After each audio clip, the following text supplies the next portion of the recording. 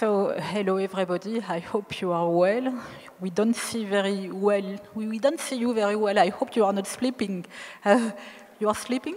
No.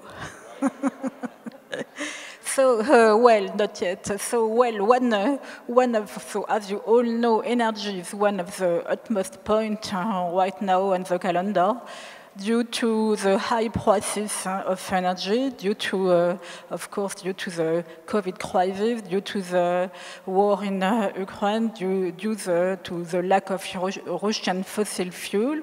And so we know that we have to do a lot of things related to decarbonization and electrification. And for that, we need to digitalize. And almost 2 years ago, in 2020, I had the great pleasure and honor to lead a group of companies related to energy, and we wrote a common paper related to use cases related to energy. After that, there was a call from the European Commission, a call for an energy data space, and 5 projects were selected by the European Commission, and among them, 3 of them were Gaia-X related, and 3 projects were compliant with Gaia-X and with companies that said that they are related to Gaia-X. So now what we have to do is to understand what are the next stages, because we need to go quite urgently and we need to do a digitalization and decarbonization. So it's my great pleasure and honor to have a discussion this afternoon with, so I think it's a great panel coming from different parts of Europe and great experts. So, and we will try to take the time, not to be long. So Mrs. Lacour, you are executive member of the EDF board, in charge of transformation within EDF. What are the main challenges for the energy sector? Thank you, Martin, for this question. It's a great and very large question. Everybody knows that energy plays a key role in our life, and as you said, unfortunately, the war in Ukraine and its consequences remind us every day that access to energy is critical. And Europe has, for decades, benefited from a secure access to energy, and suddenly we are facing a situation where we question our capacity to have enough energy. So it's a first challenge, Martin. We are facing that challenge. We are facing our energy sovereignty. And at the same time, we are facing another challenge that I will call the challenge of the century. We need to fight climate change. And to fight climate change, to fight global warming, we must substitute to fossil fuel that are responsible for carbon emission a carbon-free energy. For example, in transportation, that is a major contributor to greenhouse gas in Europe, we need electric mobility. In our homes, we will substitute heat pumps to gas boiler. And with that substitution, with that energy transition, the share of electricity in our global energy consumption will grow. In France, it will double by 2050. It's around 25% today. It will be more than 50% in 2050. And in France, the electricity produced by EDF is 97% carbon-free, thanks to a diversified mix based on renewable, hydro, wind, solar, and as you know, based also on nuclear. And EDF Group is committed to making carbon-free electricity the fuel of the future. But we are also convinced that the best kilowatt hour, it's the one that is not used.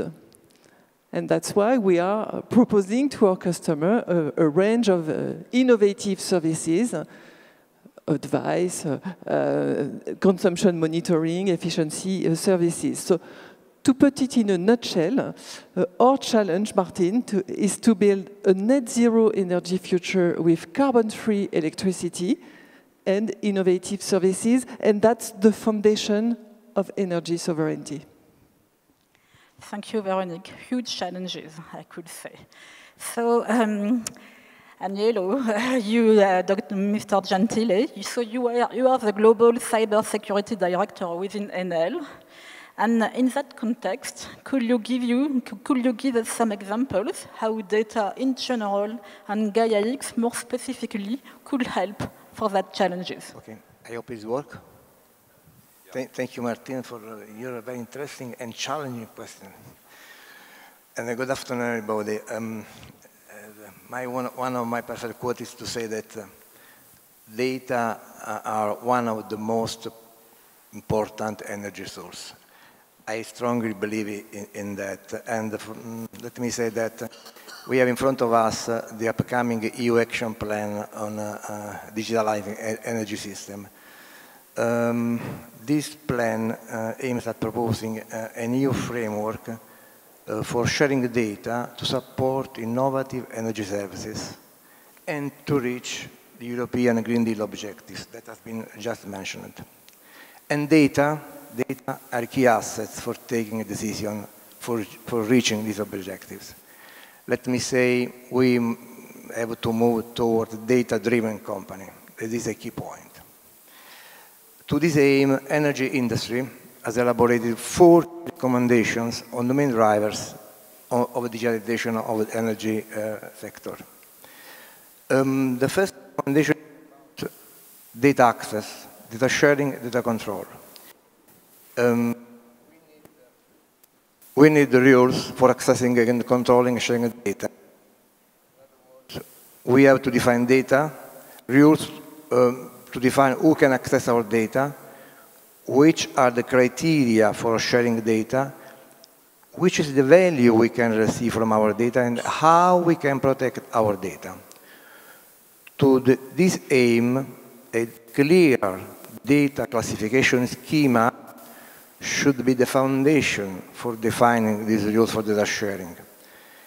And at the same time, this schema could also be the foundation for companies to define who can access to those data, and also the foundation for performing, let me say, risk analysis and cost-benefit evaluation that at the end will promote the sharing of energy-related data, also from a connected device like IoT device and edge computing.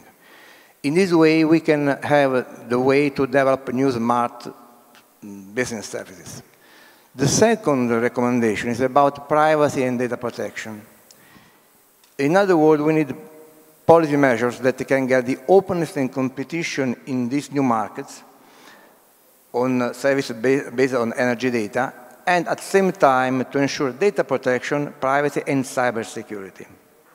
But privacy rules must allow for greater innovation and facilitate every part access to consumer data, provide permission from consumers and respecting security and promoting a privacy-based approach. This will allow the growth of the data economy. The third recommendation is about cybersecurity. We need consistency, harmonization, and efficiency to guarantee compliance to all requirements deriving from a lot of new legislations, regulations, directives, Network Code, NIS2, DORA, Cyber Defense Act, Data Act, and so on. There is a strong need of an automated compliance processes. Speaking about supply chain, digital supply chain, a key point is that products, services, and processes embedded in those digital supply chains must be secure by default and by design, and should be based on up-to-date software and hardware that do not contain known vulnerabilities and are provided with the mechanism for secure updates. Last but not least, the fourth recommendation, technology sovereignty. We strongly need to increase the trust on emerging digital technologies such as IoT, cloud services, edge computing, and artificial intelligence. The vendor lock-in risk must be absolutely avoided. One of the key topics for reducing this risk is to guarantee data portability to data owners. For these reasons, I believe that the Gaia-X framework is the foundation for this trusted digital ecosystem that can guarantee openness, transparency, protection, security, and portability, able to solve these 4 key recommendations. Thank you very much. Many thanks indeed. Trust and sovereignty is really huge and important for our sector. So, Mrs. Lacour, could you give us some more examples of how data could help for our use cases? Well, the world we live in is each day more digital, and the electric system itself is more and more digital. For example, in France, we have 35 million smart meters, and the data is used to design new services that help customers control and optimize their energy consumption. So let me give you an example. Our residential customers have access to an application which is called EDF and me, EDF et moi. And with that application, they can visualize their energy consumption each day. They can compare it to other customers that have the same profile. They receive advice to make some savings, and the customer that use regularly that application save up to 10% on their energy consumption. And digital technology and data makes it all possible. So digital and data can support the energy transition. For instance, can support the electric mobility. It can give the ability to schedule the charging when the power demand is lower at night or during the weekend, or self-consume in the middle of the day. And an electric vehicle is also a battery with 4 wheels. It's also a reservoir of energy, and by the way, it is parked 95% of the time. So when it is parked, you could activate an option to re-inject into the grid the energy that is stored in the vehicle's battery, if the system needs it. So digital can help doing that kind of things. Of course, I could give you a lot more examples. Martin, EDF is a large industrial company, and digital is key in engineering, in power generation, in maintenance. We use digital twins to prepare our maintenance operation in a virtual environment. We train our people in the virtual environment. So digital means huge opportunities for energy transition, but it also brings challenges.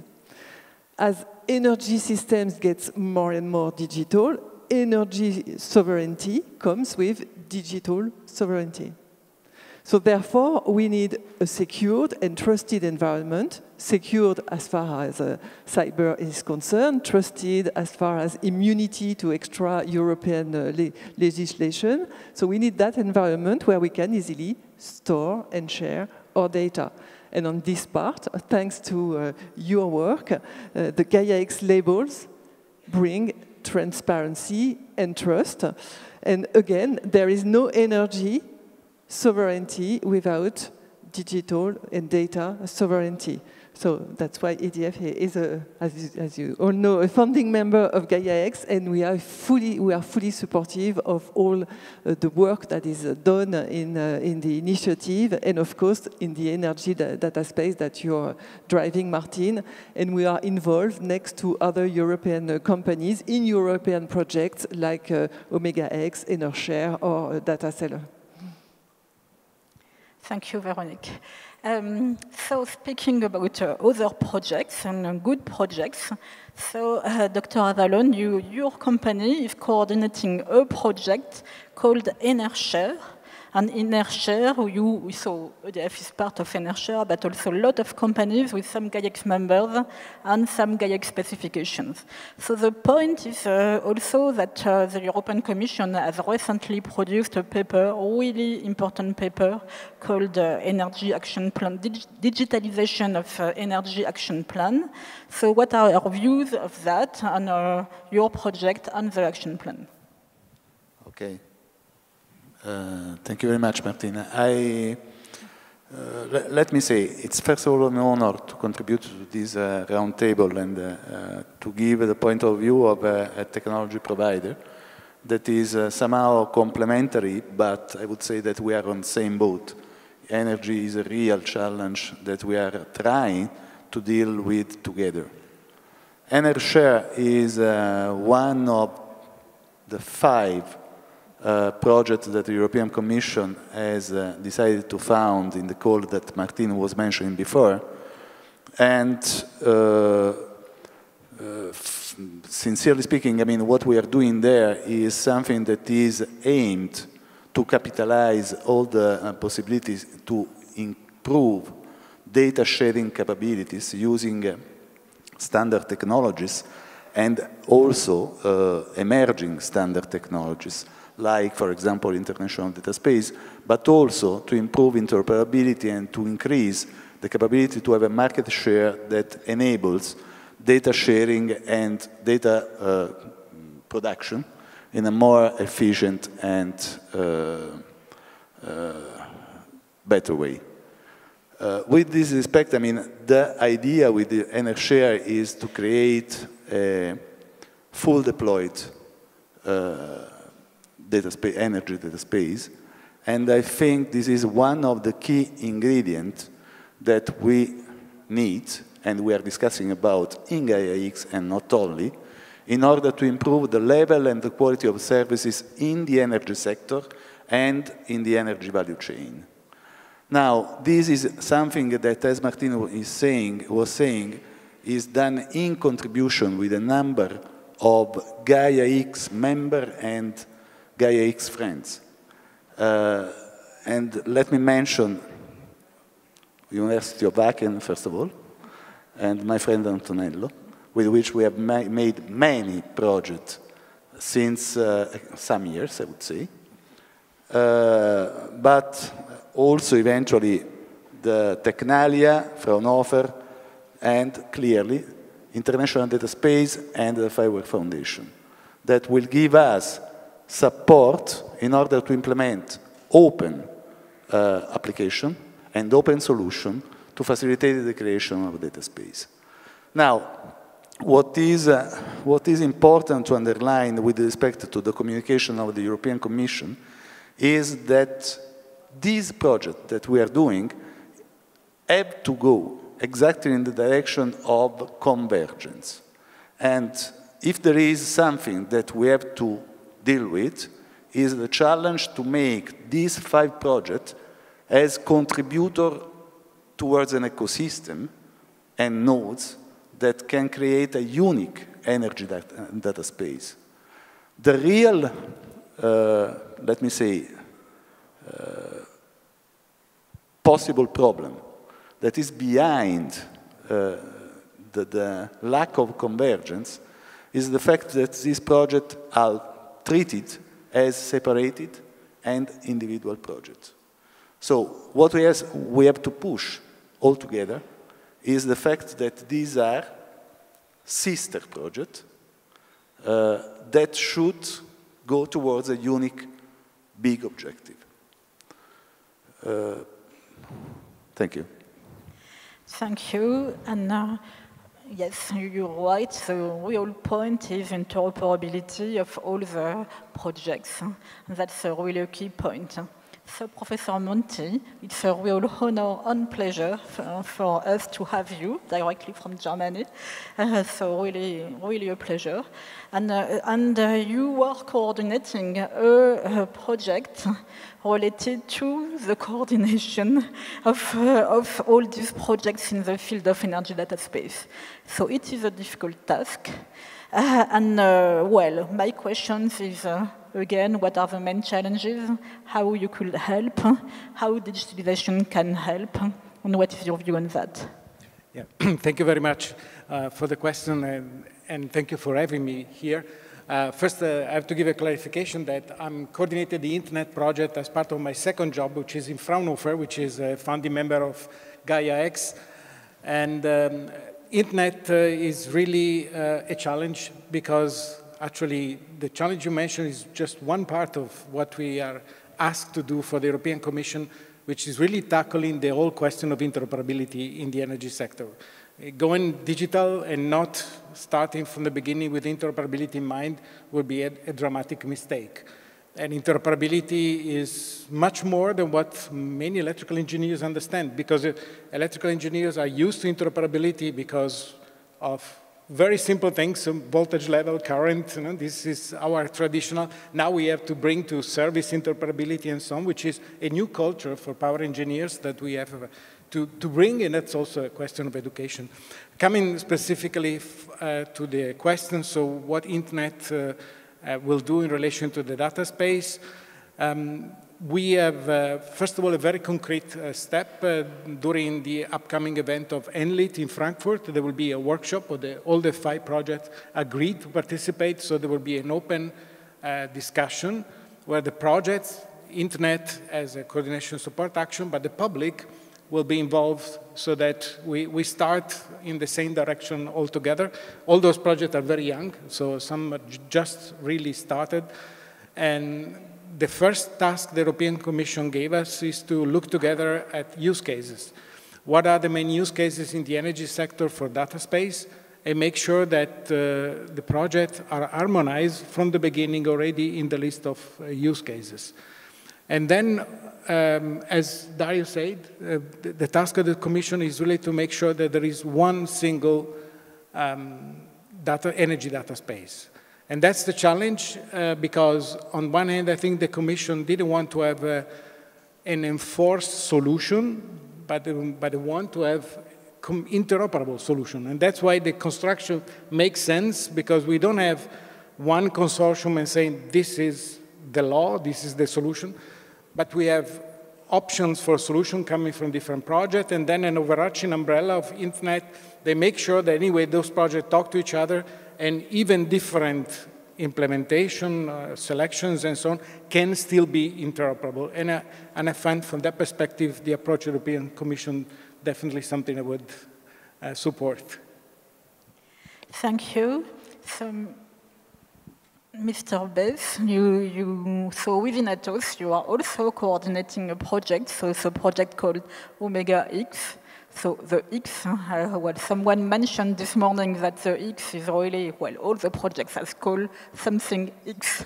So, so you have this project Omega-X, and so my question is the same. So what do you think for the main technological and or regulatory accelerators for the transformation of the energy sector?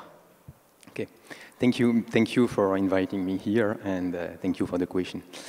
Indeed, so in Atos, we are coordinating this Omega-X project that aims at creating the right environment to foster the exchanges between the various stakeholders of the energy and utilities industry, for them to take benefit of the use cases, of some specific use cases that can be brought while they are putting their data together.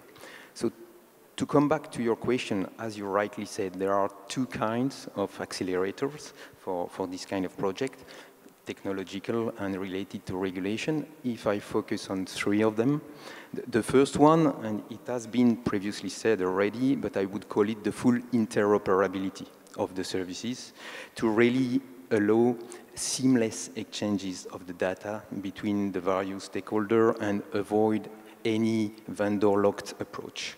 So this is, of course, enabled by the technology. This requires some architecture pattern definition, and this requires some normalization. So it's a mix of technology and a bit of regulation or normalization. The second one would be what is brought by the marketplace and the two-sided market platform, especially the two-sided market platform with the business model they propose.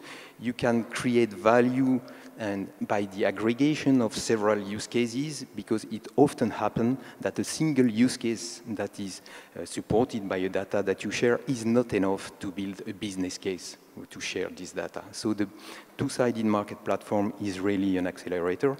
And the third one is linked to regulation. We already discussed that, but it's very important that with the regulation, we define a contractual framework that will overcome the fear, or at least the questioning, that a stakeholder may have when they consider sharing their data. It has to ensure them that their data will be used for some predefined usage that they know, and with some pre-identified stakeholder.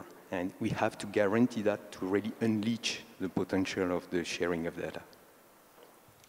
Thank you. So I hope I can do it like Vasilia. So Mr. Chabushnik, I hope it's good. It's perfect. Perfect. So coming directly from Austria.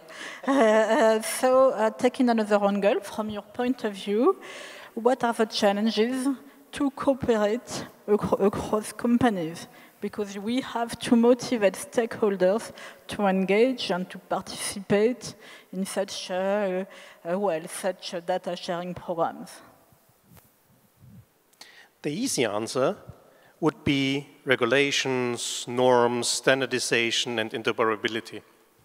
But I want to draw a little bit different picture. 70% of important data belongs to SMEs, and the challenge there is fear. So what does this mean? We are taking the data on a whole new level. Doesn't matter if we talk about energy, health, finance, or other domains. As soon as we put experts to data, we got information and knowledge. And information and knowledge increases the value of data like an explosion. And this value is very important. So the question is how to cope with this challenge. For sure, we heard it several times today, the idea of sovereignty. I have a very, very close friend. I'm doing lectures on the university with her, and she had a very, very interesting idea of sovereignty. It's not keeping the data or knowing where the data is. It's more acting with choice. So the fear of sharing data, or even what is if someone is interpreting my data or misinterpreting my data, could be lowered by the issue, by the idea of what I am allowed to do with my data, acting with choice. The other thing is awareness, for sure. The data intelligence offensive is one of the knowledge platforms in Austria to do this awareness. Gladly, we also have a Gaia-X hub in Austria since this year, and I'm really, really happy that the colleagues of this hub are also here today and also are doing this awareness platform in Austria. That's very, very important for us. And the third idea is our idea of lowering the barrier of the fear. How can we do that? We started a data space called Energy Change. It's a data space for sustainability.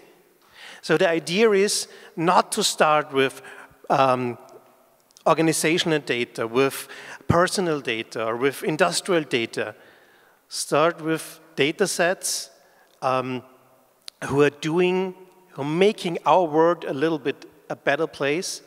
On our first statement, we had to cope with climate change, for example. That makes it much more easier because there's a clear goal of how to use data and why we should data. We should always ask why we do that and why we share data, information, and knowledge. Thank you. So we have heard today, this afternoon, trust and fear. So finally, so everything is about trust and fear, I would say. Coming to another point, but which is a really important point, as you all know, so Mr. Bates, I wanted to say that IT uses also energy, and we must reduce the IT consumption. And how could we use data for that purpose? Okay. Yeah, indeed, IT uses energy, and today it represents 7% of the worldwide use of energy, worldwide, and it would reach 13% in 2030 with the current trend. So, of course, with such a volume, we have to consider how we can reduce the volume of energy we use, or how we can reduce its impact. And we can no longer consider that computing resources are unlimited. So one point we can focus on is the data center. If we focus on the data center, we have to consider how we can module or time shift their consumption to have the data center highly solicited when it's less disturbing for the electric grid, for example. So if we succeed in really time shifting the consumption and monitor the electric consumption of the data center, they will become really key player of the electricity flexibility market and will help to balance the grid. So to do so, we need to build some forecast from IT transaction forecast of the use that the use of the data center will drive. And to go further in that direction, we'll need, of course, huge volume of data to first assess the impact of each computing request that we may have on a data center and that it has on the electric consumption, and also to prioritize the IT transaction requests depending on their value, but also their impact on the electric usage. And this means doing some forecasting of IT transaction with these two criteria, and to do so to train the model as usual. Sharing the data between the various stakeholders will help and will accelerate. So here again, the data could accelerate. Yeah, thank you. So here again, data sharing, no trust, no fear, sorry, and trust. So it's time to wrap up. So short answers, please, for Vasilia. and so, Mr. Gentile, so for you, what are the next stage? Another easy question. Let me start again with the EU action plan on digitalizing the energy system. In this plan, EU forecasts that by the end of 2024, there will be the start of the deployment of the common European energy data space. We have a very precise deadline. For this reason, first of all, we have to implement solutions for the 4 key recommendations we just commented. The second step could be the shared definition of some use cases related to the objectives of the European Green Deal. One of the main goals of the European Green Deal is to reduce air pollution in cities. If we increase the number of electric vehicles, we can have an equal benefit. For this reason, I believe that one of the first cases could be about e-mobility. This objective would be to create a standard data model in order to enable software and services to identify best charging point locations, route electrifications, increase of electric fleets, helping the local authorities with to have a new model of sustainability. Another use case could be smart mobility. We could create a standard model that create a new application to enable services to identify route optimization according to the real traffic condition, suggest the right time modality and so on, helping local authorities also in resource allocation and road repair. Also, another use case could be to help public administration in participation in energy community.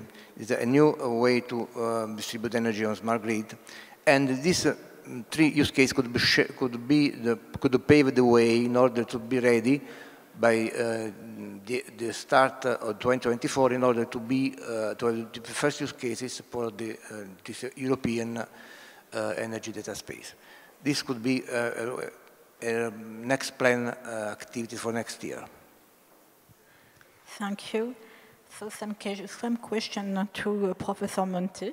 So what is your recommendation for the next stages for energy data space and also for Gaia-X?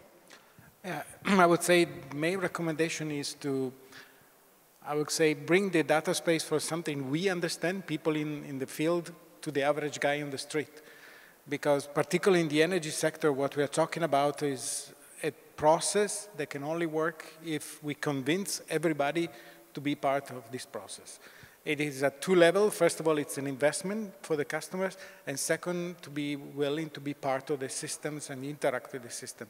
So data space must become something that everybody understands and they want to be part of. We heard about the fear, and this, if you think this for SME, multiply by an incredible factor when you go to the average customer.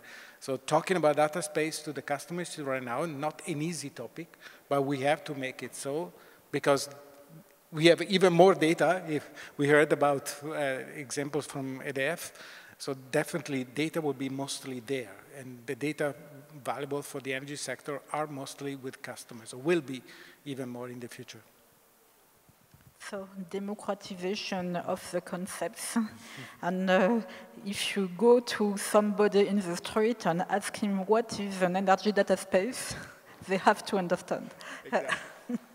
So Dario, what is your view for that point? Okay, thank you for the question, Martina. I think that if I can make a synthesis point, we have to go from the lack of trust to the fear to the confidence. This is something that we have to build all together. It's not only a technological recipe, and clearly we work together, some of us work together on a solution that guarantee the data usage control. That is one ingredient that is a key to make sure that data that are shared are used in the proper manner. I think this is one element that should be taken into account very, very seriously. The other element is more contingent, if you allow me, and I want to come back to the 5 projects that have been approved and funded.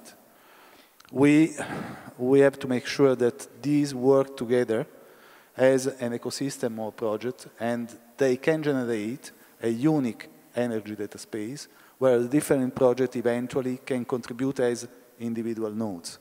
But I think it's important that we don't differentiate, because it would be to waste time and to lose an opportunity.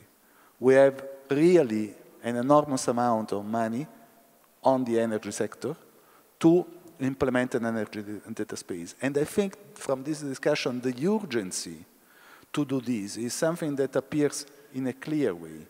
So let's act. That's the point. So thank you for that. So I hope everybody understands that, there is a huge work to do. We have started to do that. We have started to do that with Gaia-X. We have started to do that with the European Commission. But there is, again, so a lot more work to do. So I hope we will be able to do that in 23 and 24.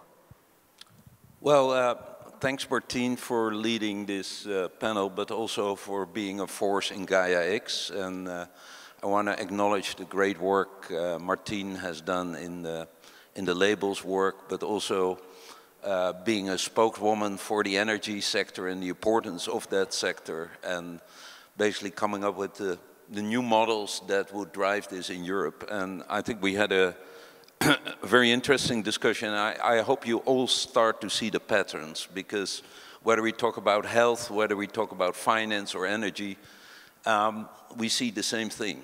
We need to create that trusted environment where we understand the value of that sharing, where we know that the data can give us the insights that can dramatically improve the way we produce, distribute, and store energy, the patterns that tell us where this is heading, the way we can influence the flow and the demand. And again, you all recognize how important this is to us, you know, as a consumer, but also to the economy, even to, I would say, geopolitics. So I think I see a group of people here committed to take this to the next level. And again, I think the Gaia-X framework will help us get there. Thanks so much for your discussion. Thank you.